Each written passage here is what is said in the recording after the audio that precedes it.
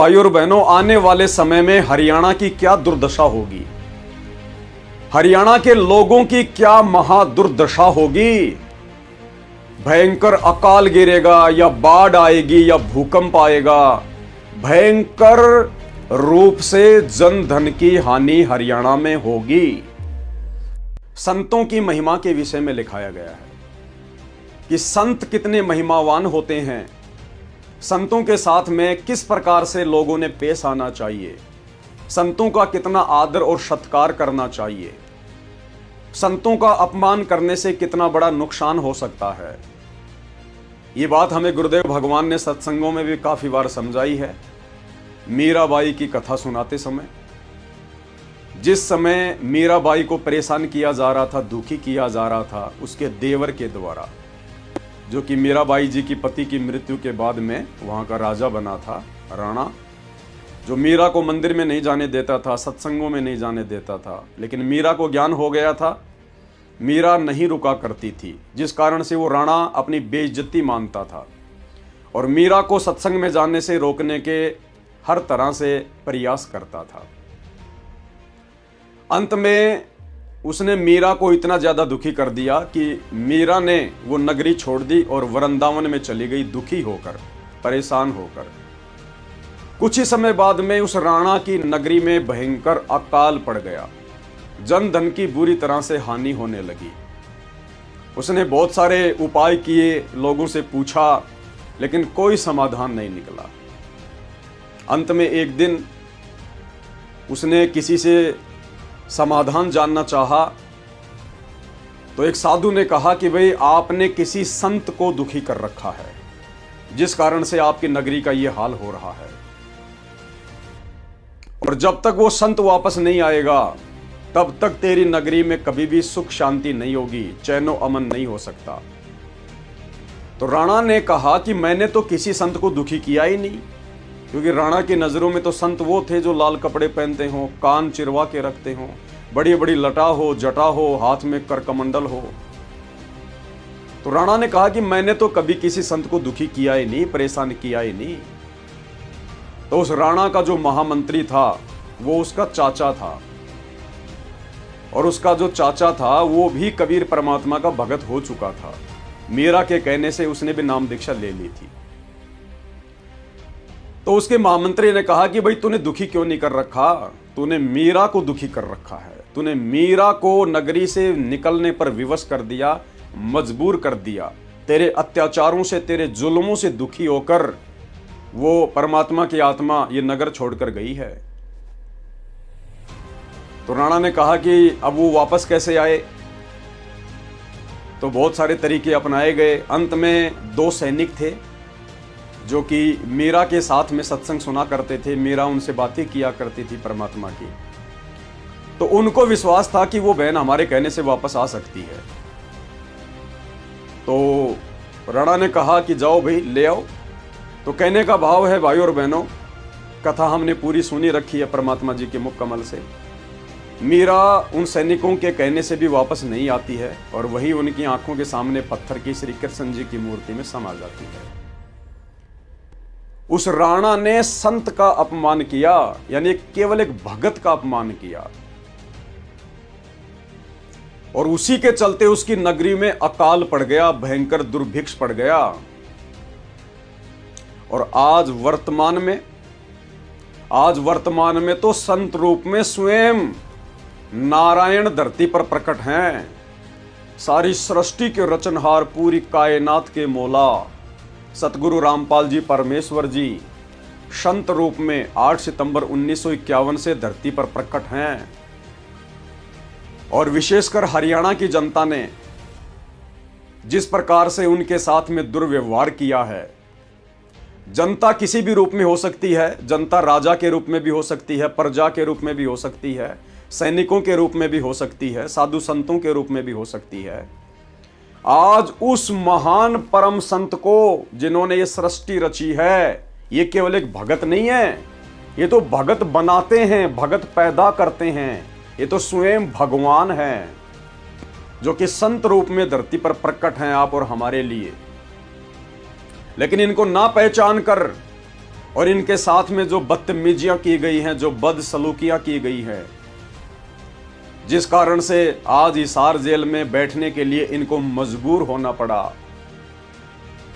तो सोचिए भाई और बहनों, आने वाले समय में हरियाणा की क्या दुर्दशा होगी, हरियाणा के लोगों की क्या महादुर्दशा होगी। भयंकर अकाल गिरेगा, या बाढ़ आएगी, या भूकंप आएगा। भयंकर रूप से जन धन की हानि हरियाणा में होगी, क्योंकि उन्होंने एक महान संत को बेवजह दुखी कर रखा है, परेशान कर रखा है। तो 2028 युग परिवर्तन का समय है, और उससे पहले पहले ये दुर्दशा के नजारे, भयंकर दुर्गतियों के नजारे आप जियों को देखने को मिल जाएंगे। और एक समय आएगा, ये लोग संत रामपाल जी के पैर पकड़कर, नाक रगड़ रगड़ कर उनसे वापस बरवाला में आने की प्रार्थना करेंगे, याचना करेंगे, भीख मांगेंगे। लेकिन भाई वो तो परम संत के ऊपर निर्भर करेगा कि वो परम संत वापस हरियाणा में आएगा या नहीं आएगा, या हरियाणा से बाहर कहीं और जाकर अपना डेरा जमाएगा। वर्तमान में ये परमात्मा संत रूप में है, इसलिए शांत है, क्योंकि जब जब ये परमात्मा संत रूप में धरती पर प्रकट होता है, सतगुरु रूप में धरती पर प्रकट होता है, उस समय परमात्मा अपनी तरफ से किसी के साथ भी बदसलूकियां नहीं करता है। बदसलूकियों का मतलब, यदि कोई इनके साथ में अच्छा व्यवहार नहीं करता है, इनके साथ मार पिटाई करता है, इनके साथ में गाली गलौज करता है, तो परमात्मा ज्यों का त्यों जवाब नहीं देता है। ईंट का जवाब पत्थर से नहीं देता है। परमात्मा उसके कर्मों के ऊपर छोड़ देता है कि राम किसी को मारे नहीं, मारे तो हत्यारा राम, अपने आप ही मर जाएंगे कर कर खोटे काम। चूंकि आज परमात्मा संत रूप में है, अगर आज ये परमात्मा जैसे को तैसा जवाब देने लग जाए, ईंट का जवाब पत्थर से देने लग जाए, तो आज हम इनके भगत इनसे क्या शिक्षा लेंगे? हम कैसे भक्ति मार्ग पर एक नेक भगत बन सकते हैं? क्योंकि हम भी वही आचरण करेंगे जैसा आचरण हमारा गुरु करेगा। इसलिए परमात्मा संत रूप में प्रकट हैं, सतगुरु रूप में प्रकट हैं। हर प्रकार के जुल्म को वो सहेंगे, क्योंकि वाणियां उन्होंने अपनी बोल रखी हैं। वाणियों के विपरीत होकर परमात्मा स्वयं नहीं चल सकता। कि जो तो को काटा बोवे ताको बो तू फूल, तोए फूल के फूल हैं वाको हैं त्रिशूल। आवत गाड़ी एक है उल्टा होए अनेक, कहे कबीर ना उलटी और रहे एक की एक। तो आज ये सतगुरु, आज ये संत अपनी वाणियों के विपरीत होकर नहीं चल सकता, इसलिए समय का इंतजार कर रहा है, जो समय स्वयं इन्होंने निर्धारित किया हुआ है। इसके अलावा ये वही परमात्मा है, ये वही सतगुरु रामपाल जी भगवान हैं, जो आप लोगों को सामान्य संत दिखाई देते हैं, सामान्य व्यक्ति की तरह दिखाई दे रहे हैं। ये वही परम शक्ति है जिसने त्रेता युग में जब भगत प्रहलाद के ऊपर हद से ज्यादा अत्याचार उसके पिता हिरण्यकशिपु ने किए, तो ये वही सतगुरु रामपाल जी भगवान हैं जिन्होंने नरसिंह रूप धारण करके और हिरण्याकुश की छाती को फाड़ दिया था। ब्राह्मण बाणा करम कसाई, हिरण्याकुश ने छाती तुड़वाई, छाती फड़वाई।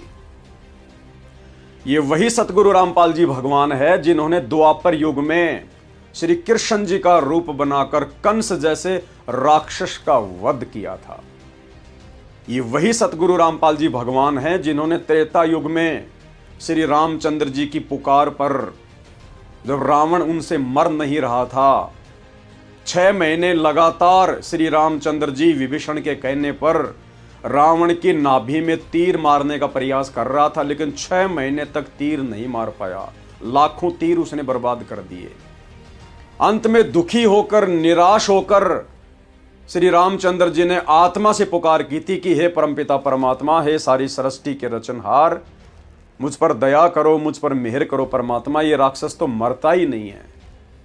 तब उस परमेश्वर ने उस आत्मा की पुकार पर, क्योंकि वो आत्मा का साथी है, राम हो चाहे श्री कृष्ण हो, चाहे 33 करोड़ देवी देवता हो, ब्रह्मा विष्णु महेश हो, सब इसी कबीर परमात्मा सतगुरु रामपाल जी भगवान की आत्माएं हैं।